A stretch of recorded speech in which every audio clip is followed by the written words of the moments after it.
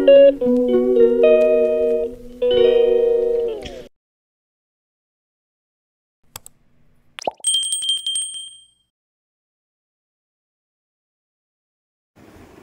Morning বন্ধুরা, Momita kitchen and ব্লগে তোমাদের জানাই স্বাগত। বন্ধুরা, আশা করি তোমরা সবাই ভালো আছো।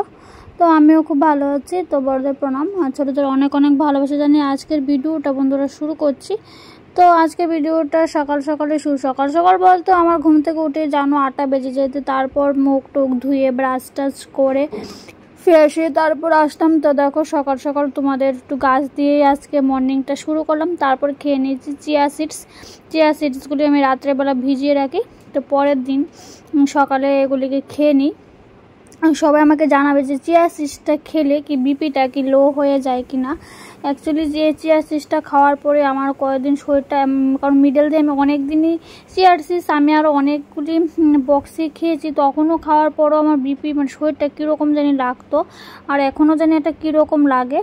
তো বুঝতে পারছি না, কারণ মিডল দিয়ে কিন্তু আমি মেথির জলটাও খেয়েছি, আর মেথির জল খেলে আমি জানি বিপি ভীষণই লো হয়ে যায়। তো যাদের হাই বিপি একমাত্র ওরই মেথির জলটা খেতে পারে, না হলে মেথির জলটা একটা খাওয়া যায় না। তো মেথির জলটা 2 দিন খাইনি, আর শরীর এতই খারাপ। তো দেখো সকাল সকাল ঘুম থেকে উঠে হরলিক্স গুলে নিলাম, আর এই ওমিং হরলিক্সটা না ভীষণই ভালো। তো তারপর করে নিলাম একটা ডিম শুদ্ধ, কোন প্রচণ্ড গরম, তাও আমার ডিম খেতে হচ্ছে, কারণ আমার শরীরটা এত ম্যাচ করছে, কিছুই ভাল লাগছে না। তো মানে কি বলবো, বলো না, শরীর ভালো না থাকলে কিছুই ভালো লাগে না। তো মানুষও তো অনেক কথা, অনেক লোকে অনেক না জেনে সবাইকে মন্তব্য করে ফেলো যে সারাদিন বাড়িতে খেয়ে দিয়ে কোনো কাজ নেই, তার জন্য ভিডিও করি। এগুলির জন্য একটা মানে সারাদিন যদি বাড়িতে যদি বসে থাকা যায়, কোনো হেডেক জীবনে যদি না থাকে, কোনো টেনশন যদি না থাকে, তাহলে এগুলি করা যায়। অ্যাকচুয়ালি এরকম না, আমাদের আমরা ব্লগার হলে কি হবে, আমাদের জীবনেও অনেক কিছু স্যাক্রিফাইস করে আমরা আজকে এই জায়গাটার মধ্যে এসেছি। এই জায়গাটার মধ্যে হয়তো বা আমরা এতটা ফেমাস হইনি আমি, তবু এই জায়গাটা জিরো থেকে মানে এতটুকু অবধি আসার জন্য অনেকটাই স্ট্রাগল, অনেকটাই স্যাক্রিফাইস করতে হয়েছে। এই সবাই তো জাস্ট বলতেই পারে না ওদের বাড়িতে কোনো কাজ নেই। তো দেখো আমাদের বাড়ির কাজগুলি আমাদেরও করতে লাগে, সব কিছুই পরিপাটি করে, তারপরে জাস্ট নিজেকে একটু হ্যাপি রাখার জন্য এই পথটা একটু বেছে নিয়েছিলাম যে সুন্দর করে সেজেগুজে ভিডিও করবো। এটাই জাস্ট নিজের নিত্যদিনের যে যাবতীয় জিনিসগুলি যত করছি, খাওয়া দাওয়া যত করছি, এগুলিকে একটু ভিডিও করে একটু স্মৃতি বন্ধ করে রাখতে ক্ষতিটা কী। তো তারপর দেখো আমার সব কিছু বাসন মাজা হয়ে গেল।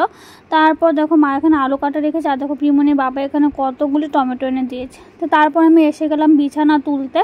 তো দেখো শরীর খারাপ, তাও কিন্তু সব কিছু কাজ কিন্তু করতেই লাগছে, কারণ তোমরা জানো মায়ে অসুস্থ। তো মোটামুটি মাও যে বসে থাকে এরকম না, মারও তো কাজ করতে হবে, কারণ আমি তো সব তো আর একা একা পারি না। তো যতটুকু আমি পারি গুছাতে, যতটুকু আমি গুছিয়ে নিচ্ছি, আর সবটাই করে নিচ্ছি। তো টুকটাক তো করতেই হবে, কারণ একজনের উপর এতটা প্রেশার দেওয়া ঠিক না। তো বিছানাটা একদম পরিপাটি করতে হবে। তো আমার এইটুকু ছোট ঘর, ভাঙা ঘর, জানি না মানে তোমাদের আশীর্বাদে কোনো দিন আমার একটা সুন্দর একটা দোতলা একটা বাড়ি হবে কিনা, এটা আমার ভীষণই স্বপ্ন। জানি না এই স্বপ্ন কোনো দিন কি পূরণ করতে পারবো কি পারবো না, জানি না। তো দেখো ঘরটাকে সুন্দর করে একটু গুছিয়ে নিলাম। তো আমার এই ছোট্ট গরিবের ঘর, জানি না কী রকমভাবে আমি গুছিয়ে নিয়েছি। তো যতটুকু পারেছি তোমাদের সামনে তুলে দিয়েছি। তো সবাই বলছো টিনের ঘরের হোমটো তোমাদের দেখতে ভীষণই ভালো লাগে। তো বলছো মানে টিনের ঘরের এই ঘরের হোমটোর আমি কী দেবো আমি নিজেও জানি না। তো চেষ্টা করবো অবশ্যই একদিন তোমাদের সাথে হোমটোরটা শেয়ার করার। তো দেখো তারপর আমি মাছ কাটতে বসেছি। দেখো না কথায় আছে না, নাচ না জানলে উঠুন বেকাতে, আমার অবস্থা এই। তো এই মাছটাকে সুন্দর করে দা দিয়ে তো কাটা যায় না, আমি এখানে চামিচ, চাকু, কেচি মানে কিছু বাদ রাখিনি, সব নিয়েছি। অ্যাকচুয়ালি আমি এই চাকুটা এনেছি মাছ কাটার জন্য, আমি দা দিয়ে মাছটা কাটতে পারি না, দা দিয়ে আমি মাছের আঁশগুলি ছাড়াতে পারি না। তো চাকু দিয়ে কাটার পর আমি আবার চামিচ নিয়েছি, তারপর আমি আবার চাকু নিয়েছি, মানে এগুলি যত সব নাটক আমি এখানে করছি। অ্যাকচুয়ালি আর অনেকে দেখে দাও দিয়ে পিরিং করে ফেলে, অ্যাকচুয়ালি যার যেটাতে কমফোর্টেবল। তো এটা দেখে অনেকে আবার বলবে আদেখে তার শেষ নেই, এখানে বড়লোকি ভাব দেখাচ্ছে। অ্যাকচুয়ালি না, আমি সত্যি দা দিয়ে আমি কাটতে পারি না। তো তার জন্য আমার ঘরে বিভিন্ন রকমের চাকু আছে আর কেচি আছে, যেগুলি দিয়ে আমি করি। কারণ মাছ আমার সব মাছে আমি কাটতে পারি, কিন্তু আমার এই জিনিসটা আমি পারি না। তো দেখো আমি সব কিছু করে মাছটাকে সুন্দর করে পিসও করে নিচ্ছি। তো তারপর আর আমি মাছ আমি ধরতে পারি না, যতই ছাই দিয়ে দাও না কোনো মাছ আমার এরকমই হয়ে যায়। তো দেখো খুব সুন্দর করে মাছটাকে আমাকে মা দেখিয়ে দিল। তো মাছটাকে আমি খুব সুন্দর করে পিস করে নিয়েছি। আর এই মাছটা কিন্তু আমি একটু খাবো না, অ্যাকচুয়ালি বড় মাছ আমি খাই না, আমার একটু ভালো লাগে না বড় মাছ। তো তারপর আমি মাছগুলিকে খুব ভালো করে ফার্স্টে ধুয়ে নেব। তো তারপর নুন দিয়ে আবার একটু ধুয়ে নেব। তো একদম পরিষ্কার করে ধুতে হবে, না হলে আবার কিছু লোক আবার কমেন্ট করবে যে ভিডিও করার জন্য শো দেখাচ্ছি, অ্যাকচুয়ালি শো না। আমি এটাকে সুন্দর করে মাছটাকে খুব ভালো করে সবসময় পরিষ্কার নিট অ্যান্ড ক্লিন করি। অ্যাকচুয়ালি সব কিছু তো তোমাদের তো যদি সব কিছু যদি তোমাদের যদি দেখাতে হয় তাহলে তো 24 ঘন্টার একটা ব্লগ হয়ে যাবে না। সারাদিনে 24 ঘন্টার ব্লগটাকে আমরা যেতটুকুই পারি এটাকে একদম ছোট করার চেষ্টা করি, কারণ এত বড় বড় ভিডিও দেখার কারোরই ধৈর্য শক্তি নেই। তো দেখো মাছগুলিকে খুব সুন্দর করে কেটে নিয়েছি। আর কারা এটা ছিল রুই মাছ। তো কারা রুই মাছ খেতে ভালোবাসো অবশ্যই কমেন্ট করে জানাবে। বাট আমি কিন্তু মাছ চিনি না, কারণ মা বলেছিল এটা রুই মাছ, তার জন্য আমি বললাম যে এটা রুই মাছ। তো মাছগুলি দেখো চাকু দিয়ে কাটার পরও মাছগুলি আমি আশা করি সুন্দর করেই কেটেছি। তো দেখো আর আমাদের আজকে রান্না হবে গুরু মাছ। তা আমি গুরু মাছটি খেতে ভালোবাসি, বড় মাছের মধ্যে আমার এত ভালো লাগে না। তো গুরু মাছটা আজকে তো রান্না করা হবে। তো গুরু মাছটার রেসিপি ভাবলাম দেখাবো। কি রেসিপি দেখাবো, আমি এখানে বিছানা থেকে মাথায় তুলতে পারছি না। তো মাথা না তুললেও কিছু করার নেই, আমার লোক আমার ঘরের কাজটা তো বাইরের কেউ করে দেবে না। তো দেখো এখানে আমি খেতেও পাচ্ছিলাম না। তো একটু যাওয়া সকালে ব্রেকফাস্টে একটু পোলাও নিয়েছিলাম, তা খেতেও পাচ্ছি না। তো মিডলে তোমাদের সামনে আর আসিনি, চান টান করে পুজো টুজো দিয়েছি, খেয়ে অনেকক্ষণ ঘুমিয়েছি। তো ভাবলাম একটু বিকালবেলা একটু হেঁটে আসি, যদি হেঁটে আসি তাহলে শরীরটা একটু ভালো লাগবে। কি আর মানে শরীরটা কিছুতেই ঠিক করতে পারছি না। দেখো শীতকাল চলে আসছে, আর শীতকাল চলে আসলে গাঁদা ফুলের এই সুন্দর সুন্দর আবির্ভাবটা দেখা যায়। আর দেখো এখানে দেখো এখানে দেখো কতগুলি পদ্ম ফুল।